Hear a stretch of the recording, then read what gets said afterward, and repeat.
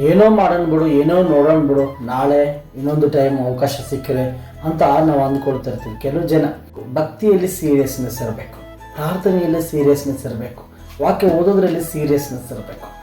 Negligence ಅನ್ನುವಂಥದ್ದು ನಮ್ಮ ಶತ್ರು ರೀ. ಅದು ನಮ್ಮನ್ನು ದೇವರ ಹತ್ರ ಮಾಡಲ್ಲ. ನೆಗ್ಲಿಜೆನ್ಸಿ ನಾವು ಕೇಳೋದು ನಮ್ಮ ಪಡ್ಕೊಳ್ಳೋದಕ್ಕೆ ಆಗಲ್ಲ. ನೆಗ್ಲಿಜೆನ್ಸ್ ಇದ್ದರೆ ಅನೇಕರು ಇರ್ತಾರೆ, ಆಲಯಕ್ಕೆ ಬರಬೇಕಂದ್ರೆ ಬರ್ತಾರೆ, ಏನೋ ಪ್ರೇಯರ್ ಮಾಡಬೇಕಂದ್ರೆ ಮಾಡ್ತಾರೆ, ಕಂಪಲ್ಷನಿಂದ ಮಾಡ್ತಾರೆ.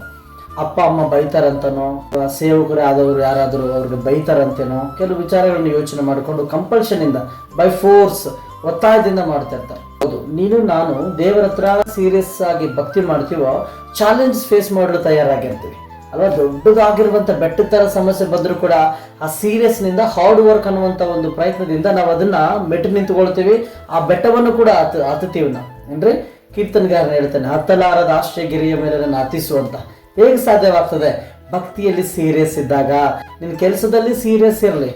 ನಾನು ಅನೇಕರು ಹೇಳಿದ್ರು ನಿನ್ನ ಕೈಯಲ್ಲಿ ಆಗಲ್ಲ ಅಂತ, ನಾನು ಮಾಡಿ ತೋರಿಸ್ತೀನಿ ಅಂತ. ಸೀರಿಯಸ್ನೆಸ್ ಬರುತ್ತಾ?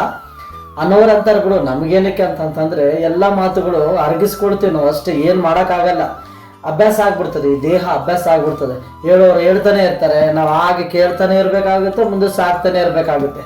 ನಾವು ಸೀರಿಯಸ್ನೆಸ್ ಇರಬೇಕು. ಹೌದಲ್ಲ, ಜನಗಳು ಹೇಳ್ತಾರೆ, ಜನಗಳು ಬೈತಾರೆ, ಜನಗಳು ಅವಮಾನ ಮಾಡ್ತಾರೆ.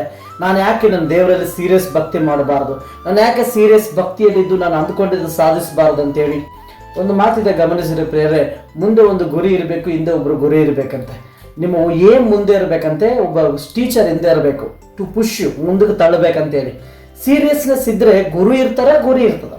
ಅನೇಕರಿಗೆ ಎಲ್ಲ ಇದೆ ಅಂತ ಅಂದ್ಕೊಳ್ತಾರೆ, ಗುರು ಇರಲ್ಲ, ಗುರಿ ಇರಲ್ಲ.